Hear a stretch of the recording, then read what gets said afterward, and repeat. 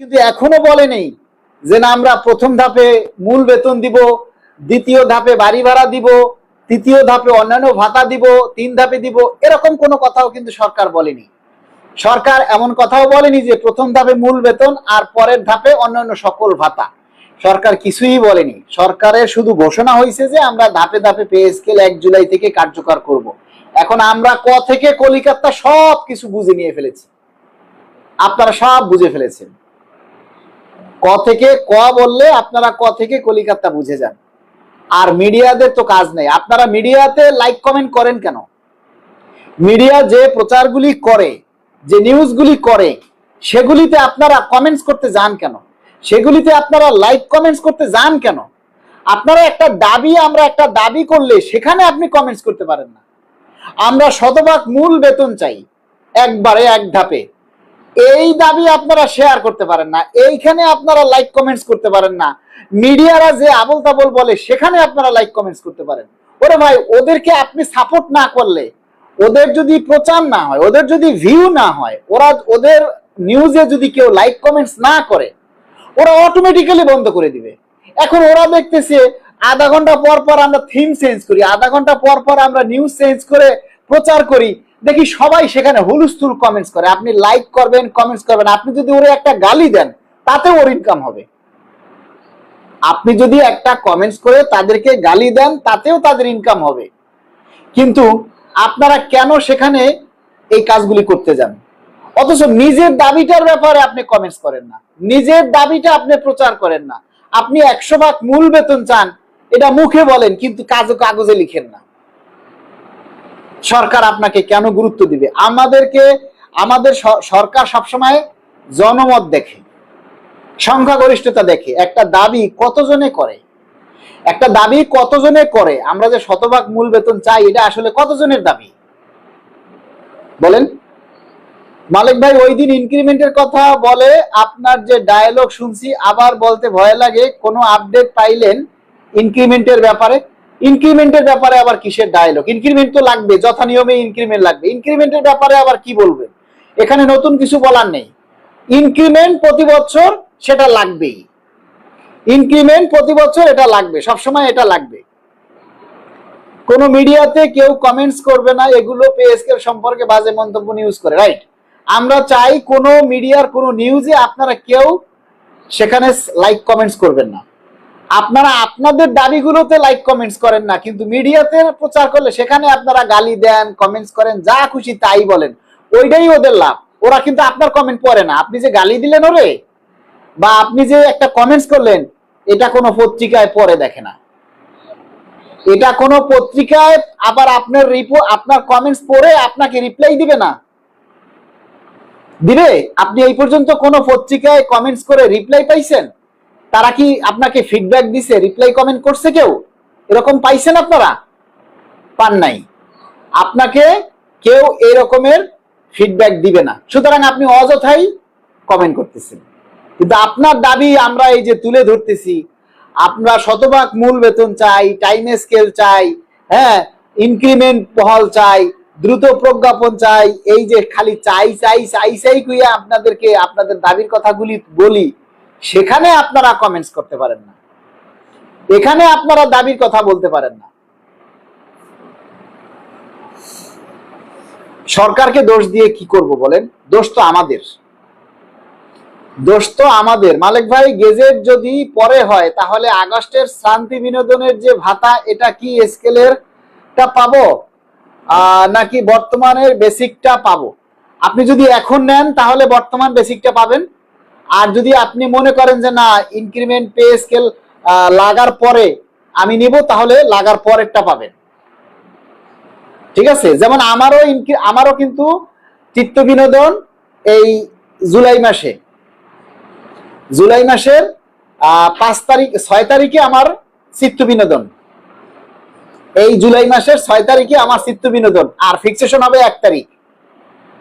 এখন ফিক্সেশন যদি, প্রজ্ঞাপন যদি 3-4 মাস পরে হয়, প্রজ্ঞাপন যদি 3-4 মাস পরে হয়, তাহলে আমাকে ওই বাড়তিটা নিতে গেলে ওই 3-4 মাস পরে নিতে হবে। আর আমি যদি এখন নিতে যাই তাহলে 1 জুলাইতে আমার যে বেসিকটা থাকবে সেটাই আমাকে নিতে হবে।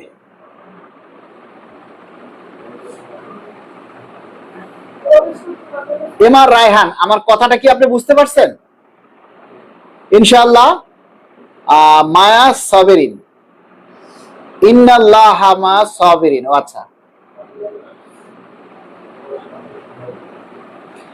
মালিক ভাই আমার ইনক্রিমেন্ট বন্ধ, আবার কি ইনক্রিমেন্ট কি এবার লাগবে? ইনক্রিমেন্ট বন্ধ হলেও যাদের ইনক্রিমেন্ট বন্ধ মানে যারা শেষ ধাপে পৌঁছে গেছেন তাদের এই ফিক্সেশন হলেই নতুন ধাপ হবে, তখন আবার আপনার নতুন ইনক্রিমেন্ট শুরু হবে।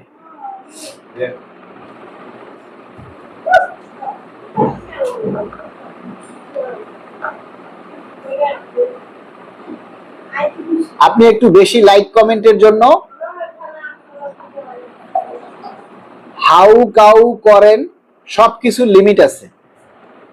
আচ্ছা, একটু আগে আপনি না প্রশ্ন করছেন আমাকে যে চিত্ত বিনোদন নাকি গেজেট হবে? হ্যাঁ, মোহাম্মদ হোসেন লিখেছেন আপনার মন চাইলে তো আপনি করবেন, আমি তো আপনার জোর করি নাই। আপনার কি করতেই হবে, আমি কি জোর করছি? যার মন চায় সে করবেন।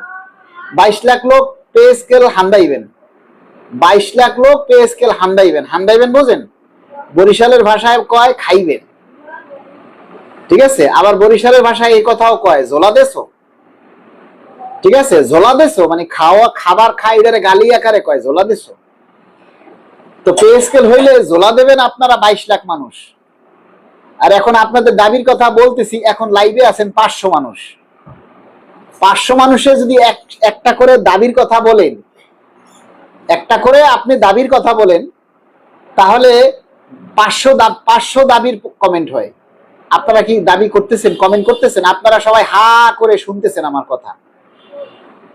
এই 2 4 5 জন 20 জনে আপনারা কমেন্ট করেন, মতামত দিন, আর বাকিরা সবাই কান পাইতে শুনতে আছে, এখান দিয়ে শোনে, এখান দিয়ে বাড়াই দিতে আছে। সরকারও এইভাবে আমাদের দাবির কথা এখান দিয়ে শোনে, এখান দিয়ে বাড়াই দেয়। বিষয়টা বুঝতে পারছেন? আপনারা যেমন অ্যাভয়েড করেন, আপনারা দাবিটা তোলেন না, সরকারও ঠিক এইভাবেই অ্যাভয়েড করে, দাবিটা তোলেন, মানে আমাদের দাবির কথা আমলে নেয় না। কিভাবে নিবে? ওই যে 22 লাখ লোকের মধ্যে কয়জনে দাবি করে? সংখ্যাগরিষ্ঠতায় কয়জন হয় বলেন? সংখ্যাগরিষ্ঠতায় কয়জনে হয়? সংখ্যাগরিষ্ঠতার কথা চিন্তা করতে হবে, সংখ্যাগরিষ্ঠতার দিক দিয়া চিন্তা করতে হবে যে কয়জনের দাবির কথাটা বলে। সচিবদের কি আবারও মিটিং আছে নাকি, এটাই কি শেষ বৈঠক তাদের? সেটা আমরা জানি না।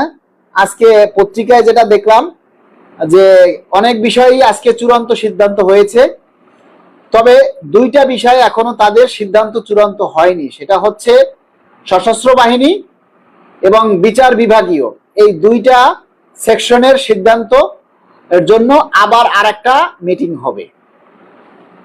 সশস্ত্র বাহিনী এবং বিচার বিভাগীয় এই 2টা সেকশনের ব্যাপারে আবার একটা মিটিং হতে পারে, এরকমের কথাই আজকে আমরা শুনেছি।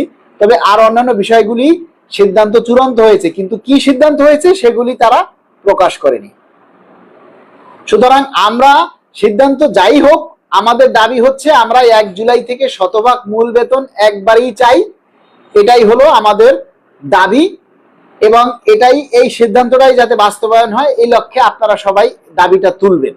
এখন আপনারা যদি দাবিটা সবাই মিলে না তুলেন, তাহলে সংখ্যাগরিষ্ঠতায় আমরা পিছিয়ে যাব, দাবি বাস্তবায়ন হবে না।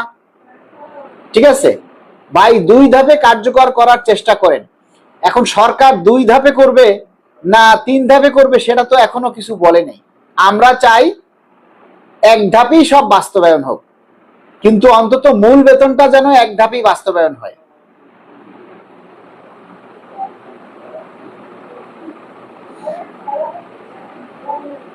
রফিকুল ইসলাম, মাঝে মধ্যে আজাইরা কথা বলেন কেন? আজাইরা কথা লাইভে আসলে বলতে হয়, মাইপা মাইপা তো কথা বলা যায় না। আজাইরা কথা বলবো, এলোমেলো কথা বলবো, আবল তাবল বলবো, আপনাকে তো আমি ডাকি নাই যে আসেন ভাই আমার আজাইরা কথা শুনে যান। আমি আপনাকে ডাকছি, আমি লাইভে আসছি, আমি লাইভে এসে কথা বলতেছি। এই যে দেখলাম আজকে 1100 মানুষ লাইভে উঠছে, আমি কি কাউকে ডাইকে আনছি? আমি কি কাউকে ডাইকে আনছি? এখন আপনার আমি কি কথা মাইপে আনছি যে এই কথাটুই বলবো? আজাইরা কোনটা আর নন আজাইরা কোনটা আপনি বলেন। কোনটা আজাইরা কথা আপনার কাছে মনে হলো? আর আপনি নিজে কিছু পারেন না, নিজে ঢোল বাজাইতে পারেন না, আর একজনেরও ঢোল বাজাইতে নিষেধ করেন। সশস্ত্র বাহিনী কি বেশি পাবে? না, সশস্ত্র বাহিনীর বেশি পাবে না। সশস্ত্র বাহিনীদের ভিতরে আপনার হইল অনেকগুলো ভাতার বিষয় আছে আলাদা, যেগুলি আমরা পাই না, কিন্তু সশস্ত্র বাহিনীর ভিতরে এই ভাতাগুলি আছে, বিভিন্ন সিস্টেম আছে তাদের, যেটার সাথে আমাদের মেলে না। ওদের সাথে আমাদের মেলবে শুধু বাড়ি ভাড়া আর হচ্ছে বেসিক, ঠিক আছে? সশস্ত্র বাহিনীর সাথে আমাদের জেনারেলের মিলবে শুধু বেসিক আর বাড়ি ভাড়া ভাতা, ঠিক আছে, টিফিন ভাতা আর হইলো শিক্ষা ভাতা, আর হচ্ছে ওদের আরো অনেকগুলি ভাতা আছে।